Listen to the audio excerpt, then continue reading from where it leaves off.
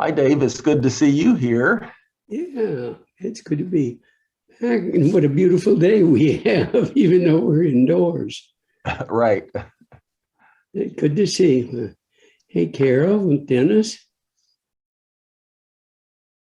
Hey, Dave, it's so good to see you. You're looking well. I'm feeling fine. Things are going well. Thank you. Good. I like your background too. Yeah, it's nice that the leaves have now come back, though that's a picture from last year. Yes, it's everything's looking so pretty now. Yeah, hide the neighbors.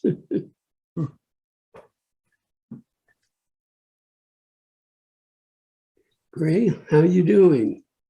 Okay. A little bit tired out. This weekend is the Inman Park Festival, and it's the first time in 3 years that we've had a real festival expecting tens of thousands of people into the neighborhood. And our house is not on tour, but our next door neighbor's house is on tour. So we've had to fix up our house and even fix up the back so it looks respectable. So it's been a lot of work getting ready, but it's fun. It's a little bit scary having so many people and crowds around here. And so we're going to make use of our mask. Oh, well, it looks like tomorrow's supposed to be a great day too. The weekend is really supposed to be just perfect. So that's good news. Yeah, not having one, it's just like Georgia Hero. It'll be great when we have one face to face. Right.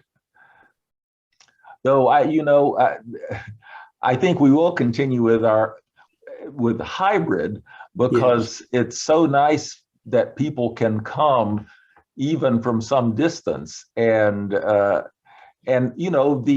thing about Georgia Heroes, we're spread out over the state, and particularly unless we meet in Valdosta, wherever we meet is sort of a long drive for the people from Valdosta, and they've been amazingly loyal to come to our meetings. But thanks, great. Yeah, and these days the gas cost would be extraordinary, wouldn't it?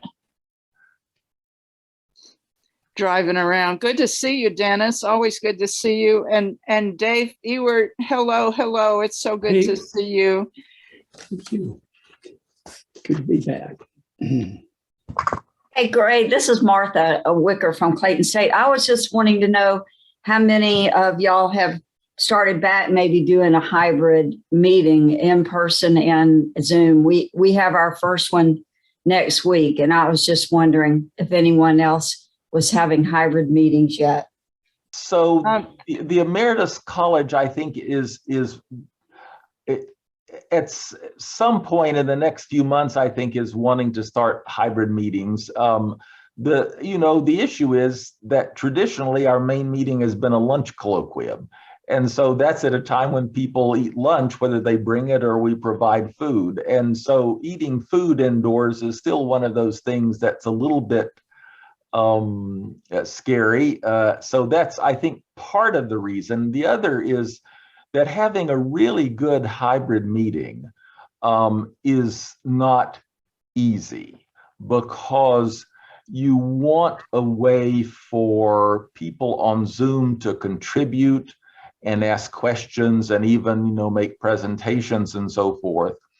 And then you want people in the room to be able to communicate and be heard by those on Zoom, and also preferably be seen. And so that means having a camera that will show everything. So it's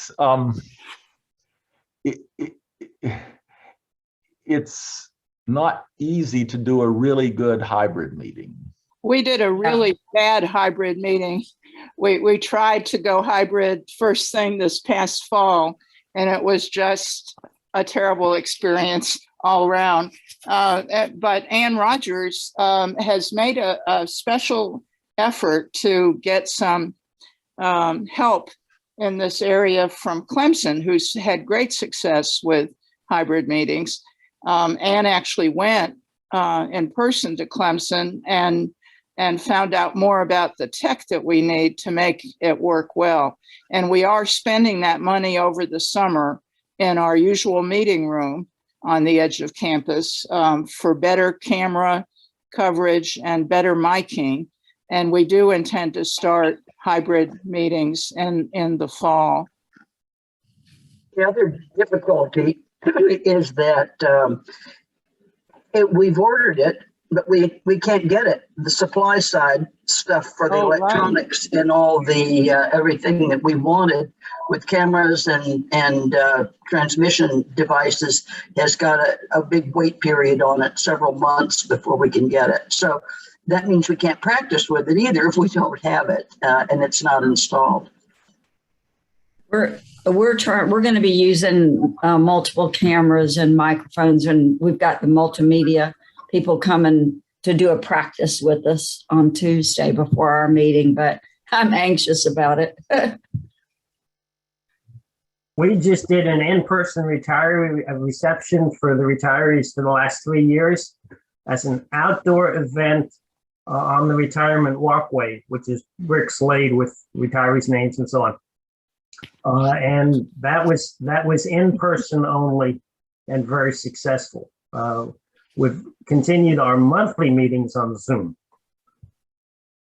Clemson had a wonderful presentation at the Arohe conference in October on their outdoor programming that they've been able to offer frequently during the pandemic, getting people with some expertise to take walks, lead walks through their botanical gardens, that sort of thing. So, there are outdoor options which sound really appealing. Yeah, when I was at Clemson speaking, I spoke to them, and it's actually the husband of the person that directs the program on a part-time basis. And she said that's been very successful.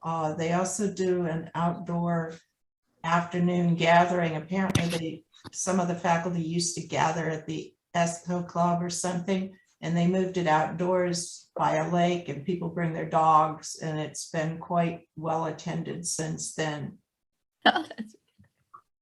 Yeah, and they were able to make it handicap accessible, and it really sounded, I think Emory doesn't have, maybe some of you have any kind of faculty club yet, but we keep pushing for it.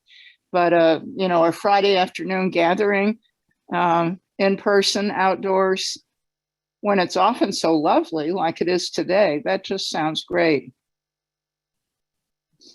We've started having, this past year, we had an outdoor memorial service for everyone that had passed away during the year, and we're going to make that an annual event. And that's going to be outdoors in our amphitheater by the lake. I like that idea. Anne, are you making a note of that? Yes, and a Diana memorial service, will be right? on the call too. So Yeah. Debbie, our president's on right now, and she's spearheading that with some of the other executive council getting that going. But it was well attended, and we had music out. We had live music from the students. It was really special. That sounds good. All we manage usually is an obit notice in our newsletter, and that doesn't seem like enough for people we've come to know and care about. This started with two special. We had lost a dean and a art professor, and their spouses sponsored this. But then we asked if we could add the other retirees who had passed away during the year, and they were really open to that. And so now it's going to become an annual thing. So.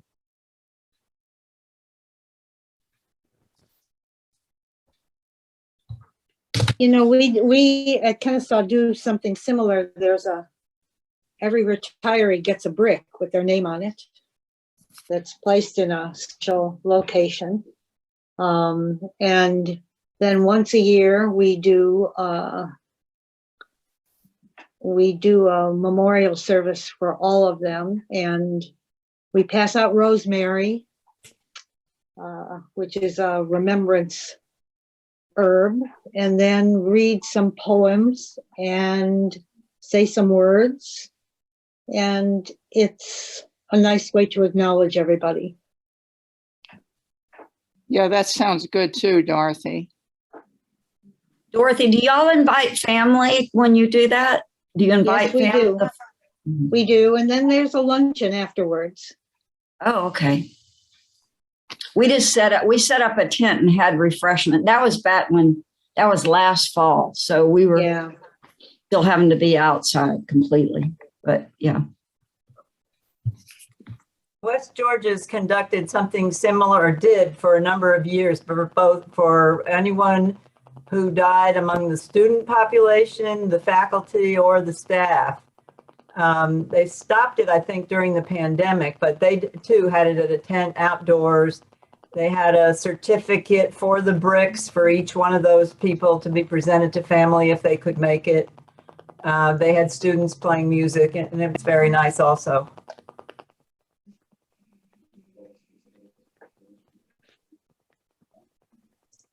Who is number 706-206-4006?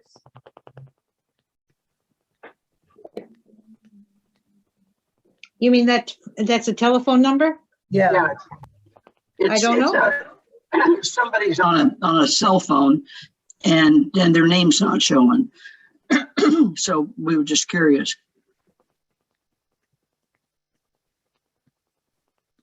Gray, Yeah. has our speaker logged in? Yes. Yes, Yeah. he is here and he's made a co-host and so forth. And so, yes. And so anytime you want to start is fine. We're just chatting until you start the program. Well, I know, and it's 10:05. I could add to the chat the Perimeter College, that's part of Georgia State University, has a retiree book club. And we have been doing hybrid meetings. We meet on the Clarkston campus in person, and then people can join on Zoom. It works okay. We got a very nice microphone to put in the room on Clarkston campus, and also a nice camera that captures the people. Of course, what you see on Zoom is the room. So that there could be 10 or 12 people sitting there, and they're all kind of small on a computer screen. But the important thing is that all the people can hear each other. And so if you identify who's speaking, we've been able to have pretty good discussions for a book club. How that would work for a meeting like this, I don't know. Ted, your computer screen is in one of your lenses and it makes you look kind of like a cyborg. Yeah. Can you see yourself? It's a problem that I have. Yeah.